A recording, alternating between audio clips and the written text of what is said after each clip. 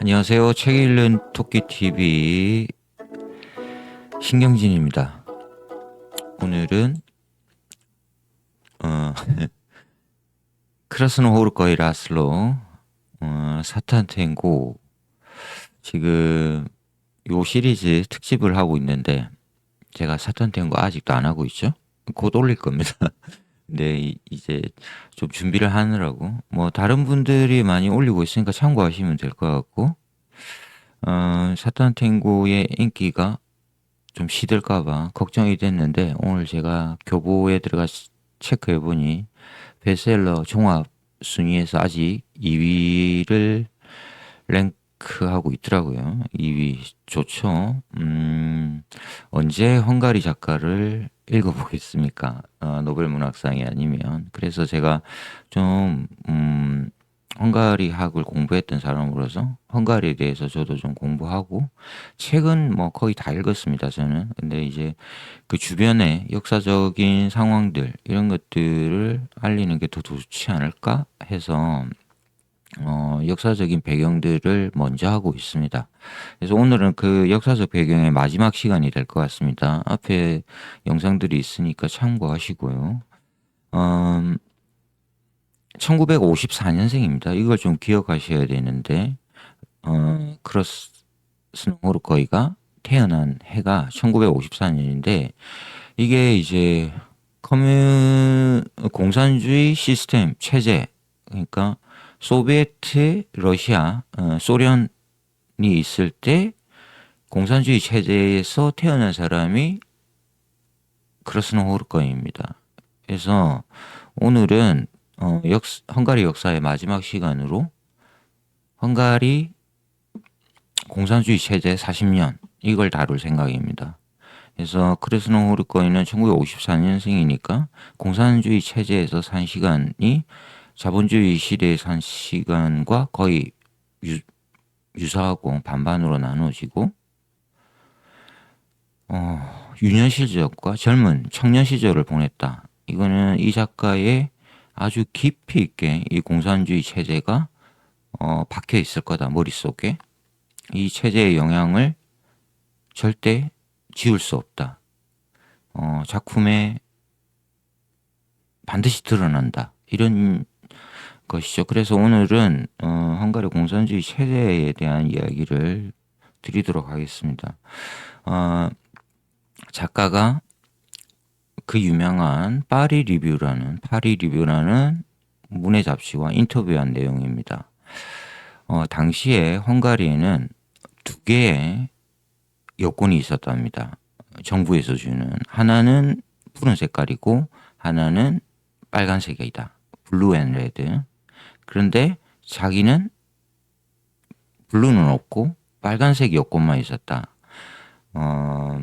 빨간색 여권은 별로 좋지 않았는데 이유가 이 빨간색 여권으로 갈 수 있는 국가는 오직 같은 사회주의 국가들, 공산주의 체제들, 이 동유럽, 소련을 위시한 이런 거였고, 만약에 푸른색, 이 블루 여권이 있다면 전 세계 어느 곳이든 갈 수 있다. 그래서 이게 곧 자유를 의미했는데 나한테는 빨간색밖에 없었는데 나중에 시크릿 폴리스, 비밀 경찰이 나타나서 이것까지 뺏어갔답니다. 여권 다 뺏긴 거죠. 헝가리인들은 빨간색 아니면 푸른색 여권을 가지고 있었는데 나는 그나마 있던 빨간색 여권마저도 뺏겨버렸다. 그래서 1987년까지 여권이 없는 상태에서 헝가리 내에서만 머물러야만 했다. 87년에 여권을 받았는지 독일로 가게 됩니다. 그러니까 서방을 본 게 이 작가가 87년이 되어서야 서방을 처음으로 봤다라는 거죠. 자, 사탄 탱고 데뷔작인데 이 작품은 85년에 나왔습니다. 이제 기억하시고요. 자, 그래서 헝가리 인민공화국 요게 정식 명칭입니다. 근데 이제 이름이 조금 바뀌는데 요 시대를 제가 살펴보겠습니다. 그래서 공산 체제에 있었던 것만 40년입니다. 1949년에 공산 체제가 세워지고 89년에 무너집니다. 89년 베를린 장벽이 무너지면서 같이 무너진 거죠. 그래서 헝가리 인민공화국 HPR, 이건 이제 유럽의 섬, 육지로 갇혀 있는 나라, 육지의 섬이죠. 바다와 인접하지 않은 내륙으로 갇혀버린 그 상황 속에 아주 지형도 깝깝했습니다. 지리적 요건도. 뭐 지금도 마찬가지고 헝가리는. 그래서 89년에야 비로소 헝가리 공화국이 시작된다. 자본주의 체제가. 사탄탱고 1985년에 나왔으니까 공산 체제 하에서 쓰여진 소설이다. 그리고 영화 7시간이 넘는다는 이 영화는 94년. 조금 다르겠죠, 느낌이. 헝가리가 자유를 되찾고 자본주의 국가가 되면서, 민주 국가가 되면서 나온 게 영화다. 조금 느낌은 다를 겁니다. 이거 극본은 각색을 작가가 했다고 합니다. 크로스노 호르코이가. 자, 조금 까다로운데 제가 빨리 진행하겠습니다. 이 40년을 어떻게 보느냐면 세 가지 시대를 분류할 수 있습니다. 그래서 앞에 엠블럼이 조금 다르죠. 앞에 엠블럼과 뒤에 엠블럼. 그 사이에 역사적 사건이 있고. 그래서 이렇습니다. 1949년에서 56년까지 7년 동안 헝가리는 헝가리 노동자당이 지배하는 공산국가였다. 그리고 56년에 그 유명한 부다페스트 혁명이 일어납니다. 이러면서 한번 체제가 바뀌어서 헝가리 사회 노동당이 지배하는, 그래서 노동당과 사회노동당 이렇게 나눠지는 겁니다. 그 기점은 1956년 부다페스트 혁명 탓이다. 자, 이걸 제가 빠르게 오늘 설명드리도록 하겠습니다. 그런데 헝가리 공산 체제 40년을 이해하기 위해서 우리가 꼭 한번 봐야 되는 사건이 19년에 헝가리에서 일어난 헝가리 최초의 사회주의 혁명, 19년에 일어났습니다. 이게. 요걸 조금 알고 가셔야 된다. 왜냐하면 헝가리 공산주의 체제 40년은 거의 소비에트라고 불리우는 소련의 영향력에서 이루어진 국가 정치 체제입니다. 소련의 이 영향력이 굉장히 컸다라는 거죠. 그런데 그래서 우리가 좀 간과하기 쉬운 게 한국인들이 그러면 헝가리는 비자발적으로 공산주의 국가가 된 거 아니야? 라고 생각하기 쉽잖아요. 소련 탓에, 소련에 의해서 공산 체제가 됐나? 이제 이런 것 때문에 이 사건을 조금 아셔야 된다. 1919년에 헝가리인들은 스스로 사회주의 혁명을 시도합니다. 이 이야기는 헝가리 내에서 사회주의자들, 공산주의자들이 많이 있었다라는 이야기입니다. 이거는 단지 헝가리의 문제만이 아니고 유럽 전체가 그랬다. 이 역사적 맥락을 이해하시라. 그래서 제가 이 19년에 대한 이야기는 다른 영상에서도 한번 이야기를 했는데 오늘은 빠르게 살펴보고만 가겠습니다. 사진에 등장한 사람이 벨라 쿤입니다. 이 1919년 헝가리 최초의 사회주의 혁명을 주도했던 정치가. 그래서 이 혁명은 133일 동안 유지되었는데 이후에 이제 우익 정부에 의해서 무너지죠. 133일 만에. 근데 헝가리 인민 내에서 그 내부적인 이런 정치 세력들이 존재했다. 공산주의를 원하는. 요것만 기억하시면 될 것 같습니다. 그래서 잊혀진 혁명이라고 불리우기도 하고요. 그 당시에 그 1919년 헝가리 혁명의 포스터들입니다. 벨라쿤이고요. 연설을 하고 있고 헝가리인들이 이 최초의 사회주의 혁명을 열렬히 환영했다. 그런데 이게 133일 만에 무너진다. 그리고 이 혁명을 주도했던 정치가들 중에 문해사로 너무너무 유명한 죄르지 루카치가 교육부 장관을 맡았다. 그래서 이 부다페스트 1900을 쓴 존 루카치의 할아버지가 바로 죄르지 루카치다. 이런 이야기들까지 제가 이전 그 영상에서 소개했습니다. 그리고 이 혁명이 무너진 건 미클로시 호르티에 의한 해군 제도에 의한 거였다.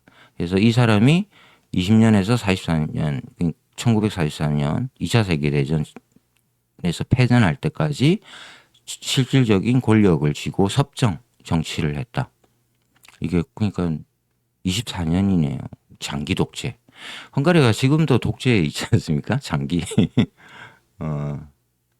헝가리 이거 좀 헝가리인들이 이렇게 독재를 더 선호하나? 왜냐하면 제가 설명하는 걸 좀 들으시면 이해하실 겁니다. 지금 미클로시 호르티에 의한 우익 정부의 24년 장기 독재가 있습니다. 히틀러와 손을 잡았고 이것 때문에 이제 무너지게 되는 거죠. 패전국이 됩니다. 헝가리는. 그리고 2차 세계대전에서 미클로시 호르티가 독일 편에 서서 이제 헝가리는 패전국이 되는데 어쨌든 이때 이제 헝가리를 해방시키러 나치를 몰아내러 온 세력은 저쪽 프랑스나 미국, 영국군이 아닙니다. 동부전선이라서 누가 온다? 소련이 온다. 당시에 소련이 영국, 미국과 프랑스와 손을 잡고 연합국이었죠. 나치를 없애 독일과 맞서기 사이에서. 그래서 부다페스트를 해방시킨 해방군은 소련군입니다. 요거 기억하셔야 됩니다. 자, 이 이야기는 그러면 1945년에 이제 공식적으로 2차 세계대전이 끝나잖아요. 그 시기에 가장 힘 있는 정치 세력은 소련이었다. 이야기가 되는 거죠. 헝가리가 자연스럽게 소련의 영향력에 놓였다. 그래서 소비에트군이 들어온 거는 1944년의 일인데 이게 이제 이어져서 독일군을 몰아내고 일시적으로 들어왔다고 했지만 이게 실질적으로는 소련군의 영향력이 46년간 이어진다.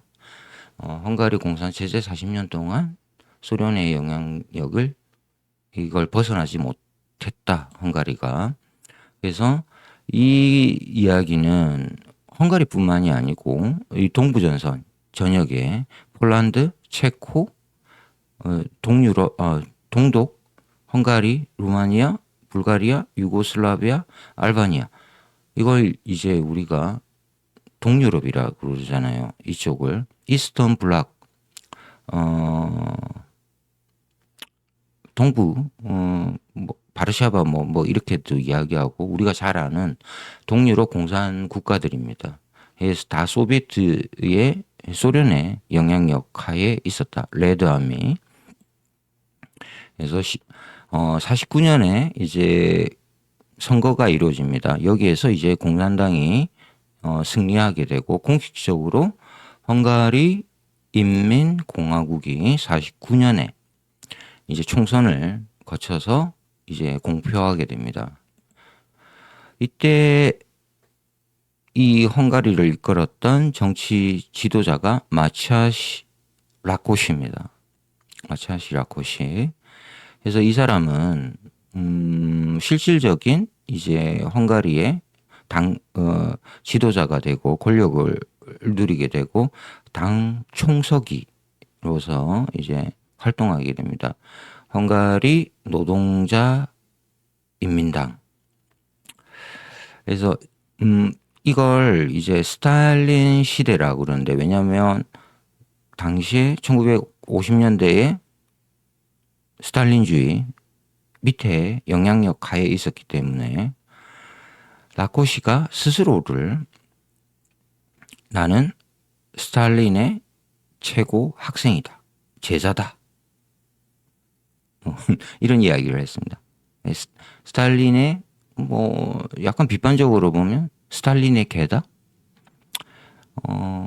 뭐 애완견이다. 이렇게 이야기할 수 있는 수준까지. 그래서 스탈린주의, 이 스탈린 체제가 전체주의잖아요. 당연히 헝가리는 라코시 이 체제 하에서 전체주의로 흐르게 됩니다. 토탈 전체주의 나왔죠. 자, 그리고 이 체제가 7년간 이어지게 되는데 이때 헝가리의 경제적인 상황이 그리고 인민들의 삶의 수준이 확 떨어집니다. 당연히 인기가 떨어지겠죠. 그러면서 등장했던 사람 그리고 중요한 사건은 1953년에 스탈린이 죽게 됩니다. 그러면서 라코시에 대한 인기도 확 떨어지게 되는 거고 우리도 전체주의에서 벗어나자라는 이야기가 헝가리 내에서 돌면서 등장했던 인물이 임레 너지입니다. 중요한 사람입니다. 임레 너지가 이제 등장해서 프라임 미니스터 총서기가 됩니다. 라코시에 이어받아서 53년인가요?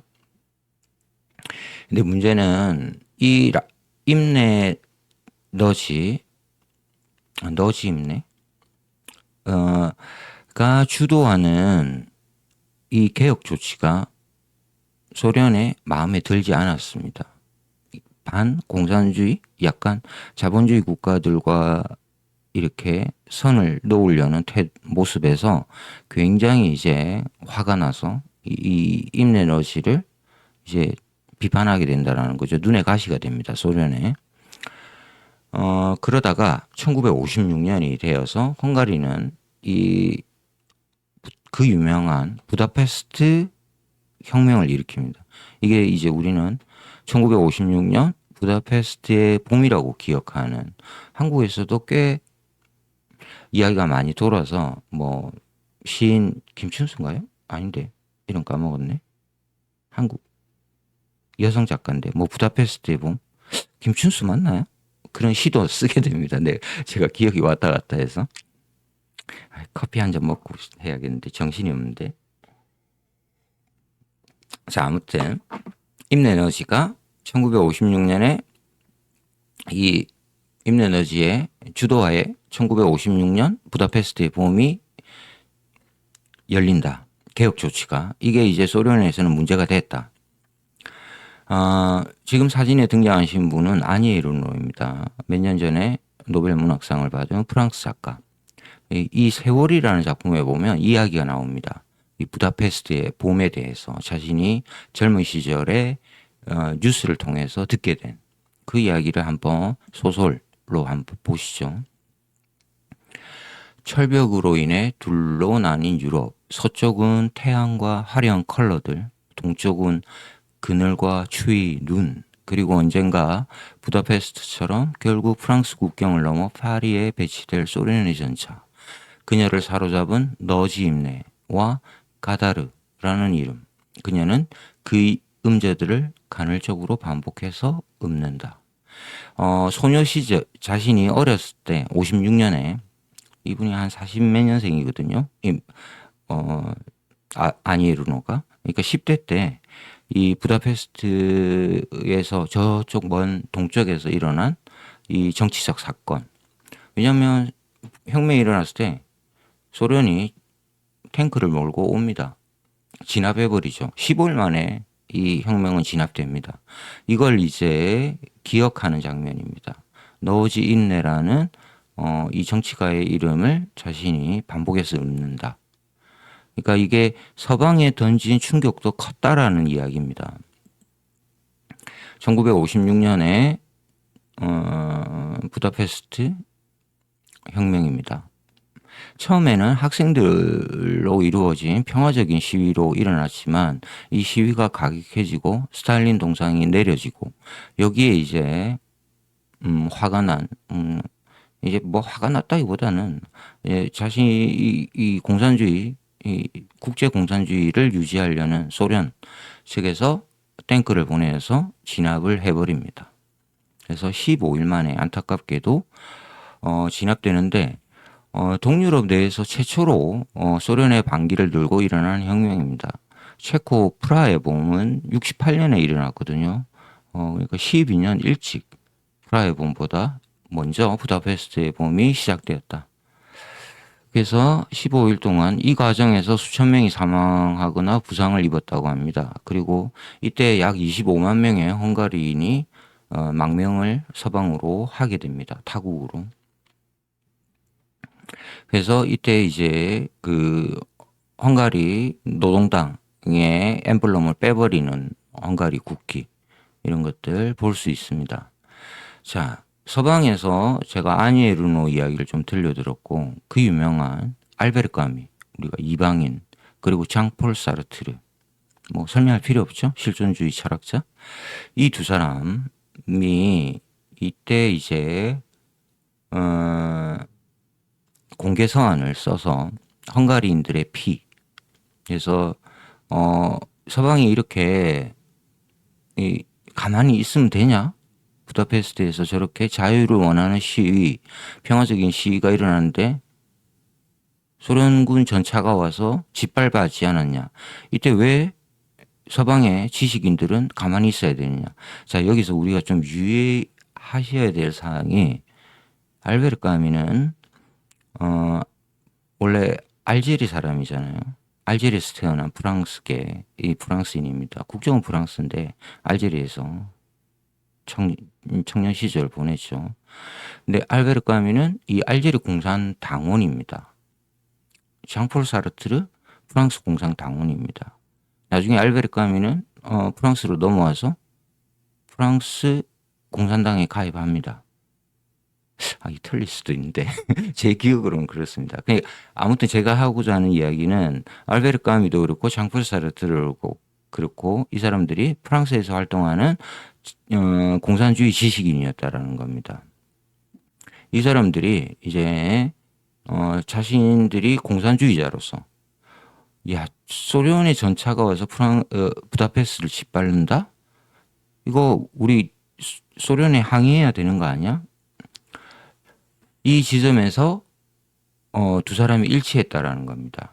왜냐하면 이게 중요한 게 첫 번째 예전에 스탈린이 이 정적들을 제거하면서 많은 정치인들을 유배로 보냈을 때 알베르 까미는 굉장히 항의했습니다. 소련에. 그런데 이 사르트르는 그때는 소련을 스탈린을 지지했습니다. 이 두 사람이 나뉘었다라는 거죠. 그래서 사이가 좋았는데 사르트르가 이렇게 픽업해 줬잖아요, 까미를. 근데 이 두 사람이 갈라서게 됩니다. 그 사건으로. 근데 이 부다페스트의 봄에서만큼은 두 사람이 똑같이 소련을 비판했다. 장폴 사르트르도 스탈린의 유령이라는 기사를 써서 소련을 비판했다. 그래서 서방에 던진 영향력도 굉장한 사건이었다. 부다페스트의 봄. 자, 소련은 이렇게 무력으로 탱크로 부다페스트 혁명을 진압한 다음에 꼭두가시 야노시 까다르를 세우게 됩니다. 소련의 이제 친소련파죠. 야노시 까다르를 세워서 이제 장기 집권에 들어가게 됩니다. 그래서 이름을 살짝 바꿉니다. 헝가리 사회 노동자당. 원래는 헝가리 노동자당이었는데 여기에 소셜리스트를 넣었습니다. 그죠? 그래서 야노시 까다르가 이제 장기 집권에 들어가게 됩니다. 56년부터 88년까지 무려 32년, 33년, 89년에 무너지니까 30년 넘게 장기 집권을 이 정치가가 하게 됩니다. 그래서 자 이제 우리 주인공 크로스노 호르코이 1954년생이죠. 그리고 사탄 탱고 데뷔작을 85년에 쓰게 됩니다. 그러면 사탄 탱고를 우리가 정확히 좀 읽으려면 바로 이 시기 야노시 까다르가 통치하는 장기 집권하는 공산주의 체제의 헝가리를 아셔야 된다. 문학 작품을 이해하기 위해서 이런 것까지 읽어야 돼? 알아야 돼? 하실 수 있습니다. 네. 제가 볼 때 사탄탱고는, 요쪽 정치 체제, 공산주의, 헝가리 공산주의 체제를 이해하지 않으셔도 몰라도 읽어낼 수 있는 텍스트입니다. 직접적으로 정치적인 문제를 건드리지는 않습니다. 사탄탱고에서는. 그러나 그럼에도 불구하고 만약에 우리가 이 이야기들 앞에 했던 그 부다페스트의 봄이나 이런 야노시 가다르가 어떻게 해서 정권을 잡게 되었는가 이런 배경들을 알게 되면 사탄탱고를 훨씬 더 풍부하게 이해할 수 있다라는 겁니다. 그래서 제가 오늘 이야기를 간단하게 정말 소개해 드리고 있는 겁니다. 그래서 카다르 체제 하에서의 변화가 일어납니다. 이거를 굴라시 커뮤니즘 이렇게 부릅니다. 굴라시 뭔지 아시죠? 헝가리 전통 음식. 약간 육개장처럼 생겼다고 해서 한국인들도 좋아하는 너무너무 유명한 세계적으로 유명한 음식입니다. 굴라시. 헝가리 하면 굴라시죠. 자, 그래서 헝가리 말로는 굴라시 꼬뮤니즈무시. 굴라시 꼬뮤니즘. 아무튼 헝가리식 공산 체제를 하겠다 이 이야기입니다. 김치 공산주의 뭐 이런 이야기입니다. 그래서 이제 이코노믹 리폼 경제 개혁을 추구하면서 삶의 수준을 올리겠다라는 목표로 실패했을까요? 성공했을까요? 실패합니다. 그러니까 공산 체제가 무너졌죠. 뭐 이런 경제적인 개혁 조치가 성공했으면 공산주의가 더 오래 지속되었겠죠. 89년에 무너졌으니까. 그래서 이 가다르가 누굴 만났습니까? 김일성입니다. 혹 보이시죠? 84년에 김일성과 까다르가 만난 장면입니다. 사진. 그래서 그리고 나서 이 개혁 조치, 까다르의 개혁 조치 다 실패죠. 뭐 동유럽 전체 공산주의 체제가 다 실패하고 소련마저도 실패하고 고르바초프가 들어오면서 개혁 조치 일어나고 옐친 뭐 기억나시죠? 그리고 그 유명한 베를린 장벽 무너지고 소련은 이제 역사에서 사라지게 됩니다. 당연히 헝가리 공산주의 국가도 사라지게 됩니다. 그래서 민주주의로 이제 89년에 부다페스트의 영웅광장에서 이제 이 민주주의가 왔음을, 자유가 왔음을 알리는 기념행사를 하고, 이때 1956년 헝가리 혁명, 부다페스트 혁명을 주도했던 부다페스트의 봄을 주도했던 러지 임네. 왜냐하면 이 사람이 제가 중간에 이야기하다가 그 이야기를 안 했는데요.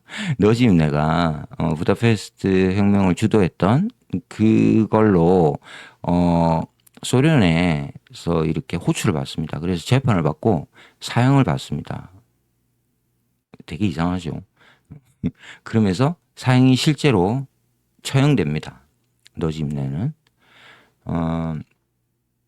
그래서 58년에 죽게 됩니다. 2년 뒤에 56년에 혁명이 일어나고 처형됩니다. 너짐네는 반역자라는 거죠. 공산주의에.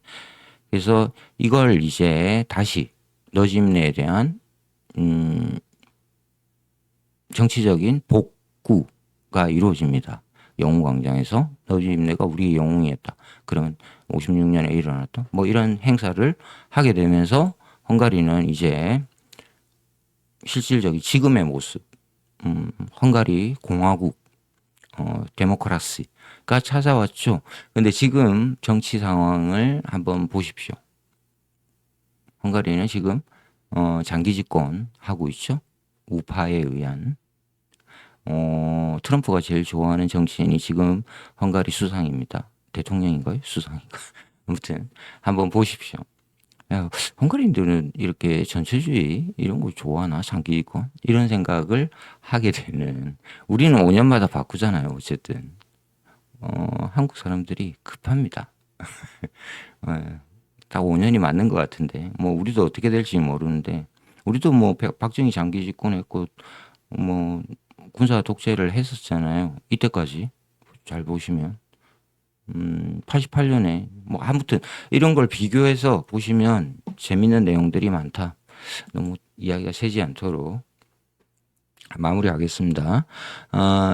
처음에 제가 말씀드렸죠. 그로스는 호르코의 라슬로가 파리 리뷰와 그 인터뷰했던 거. 요걸 정리하고 오늘 이 영상은 끝내겠습니다. 이 인터뷰에서 그로스는 호르코이가 한동안 특히 젊은 시절 나의 성경은 바로 프란츠 카프카의 성이었다. 이렇게 이야기합니다. 그 유명한 성 프란츠 카프카. 카프카의 영향력이 사탄 탱고에 당연히 들어 있습니다. 그런데 제가 읽은 바로는 사탄 탱고는 이 성과 같은 분위기가 분명히 있습니다. 그런데 성처럼 어렵지는 않습니다. 훨씬 논리적이고 구조적이다. 그래서 이해하기가 쉽다. 이 카프카의 성은 구조적이지 않아서 정말 머리가 혼란스러운데 전혀 그렇지 않다. 각 논리적이라고 제가 말씀드렸습니다. 그건 다음에 사탄 탱고할 때 다시 말씀드릴 거고 또 한 가지 짚고 넘어갈 건 프란츠 카프카가 체코라고 알고 있잖아요. 프라하의 작가. 그럼 체코 사람인가? 아닙니다. 유대인인데 체코인인데 독일어로 글을 썼고 왜 독일어로 썼을까요? 이거 생각하셔야 됩니다. 왜? 당시에 프라하는 오스트리아 헝가리 제국 내에 있는 한 도시였습니다. 그러니까 프란츠 카프카는 오스트리아 헝가리 제국의 시민이었습니다. 이걸 기억하셔야 된다. 그러면 그로스는 호르코이가 카프카를 바라보는 눈은 우리 제국의 한 사람이었다. 지금은 아니지만 이런 동질감을 갖고 있었다라는 겁니다. 이걸 조금 이해하셔야 된다. 그래서 그로스는 호르코이도 독일어를 굉장히 유창했습니다. 맞나? 아무튼 틀릴 수도 있고. 요 지점 너무 좋습니다. 이제 특히 사탄 탱고를 이해하려면 이걸 이해하셔야 된다. 그로스는 호르코이가 이렇게 이야기했습니다. 나는 가장 가난한 사람들과 살기를 원했다. 왜냐? 나는 그 가난한 삶이야말로 정말 리얼 라이프라고 생각했다. 그래서 사탄 탱고에 등장하는 그 집단 농장의 사람들에 대한 애정이 굉장히 깊다라는 겁니다. 이걸 이해하셔야 된다. 그리고 이 소설을 쓰고 나서 사탄 탱고를 쓰고 나서 경찰서에 불려갔다고 합니다. 당연하죠. 약간 체제 비판이 당연히 보입니다. 그래서 뭐 이런 걸 썼냐라는 질문을 받았겠죠. 그래서 답을 한 게 이렇습니다. Please believe me. 제발 날 좀 믿어달라. 나는 이 책에서 정치적인 이야기를 전혀 하지 않았다. 이건 그냥 헝가리 농민들에 대한 이야기다. 그래서 은유와 상징과 알레고리로 썼습니다. 제가 볼 때도 직접적으로 쓰진 않았는데 사실은 헝가리 공산 체제의 비판이 너무너무 확연히 보입니다. 사탄 탱고에. 그래도 경찰에 가서 그런 이야기는 할 수 없잖아요. 그리고 이제 민주화가 되고 난 이후에 자기가 이 비밀 경찰들의 문서에서 봤더니 비밀 경찰들이 나를 잠재적인 스파이로 인식하고 있었다. 이런 걸 논의했다라는 것을 발견했답니다. 약간 요주의 인물이었겠죠? 당연히. 그리고 안티코뮤니스트, 반공산주의자였다. 자, 1954년에 태어나서 이 장기 집권 까다르 시대를 산 사람인데 좋겠습니까? 헝가리 다 엉망이었고 경제는 엉망이고 삶의 질도 떨어지고 사실 노동자 농민들을 위한 국가라고 만들어 놓고는 그냥 관료 국가가 되어버렸잖아요. 체제, 자유라고는 없고, 이런 상황에서 당연히 반공산주의자가 된 거죠. 예, 그 당시에는 뭐 이게 뭐 우습게 들릴 수도 있지만, 시대가 지나서는, 당시에는 너무너무 이런 태도가, 아주 위험했다라는 거죠.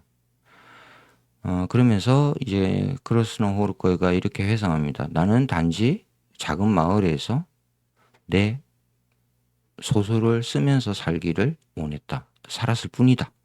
이렇게 이야기를 하고 있습니다. 자, 사탄 탱고를 이야기하기 위해서 제가 파리 리뷰에 작가 인터뷰를 조금 소개해 드렸습니다. 그래서 오늘은 부다페스트, 헝가리 공산주의 40년을 이 전반기와 이 부다페스트 혁명을 기준으로 놓고 후반기를 설명해 드렸습니다. 조금 참고 자료가 되었으면 좋겠습니다. 그래서 책 읽는 도끼TV 아마도 다음 주에는 사탄 탱고를 올리게 될 것 같습니다. 네, 장시간 시청해 주셔서 대단히 감사합니다. 책 읽는 토끼 신경진이었습니다. 마치겠습니다.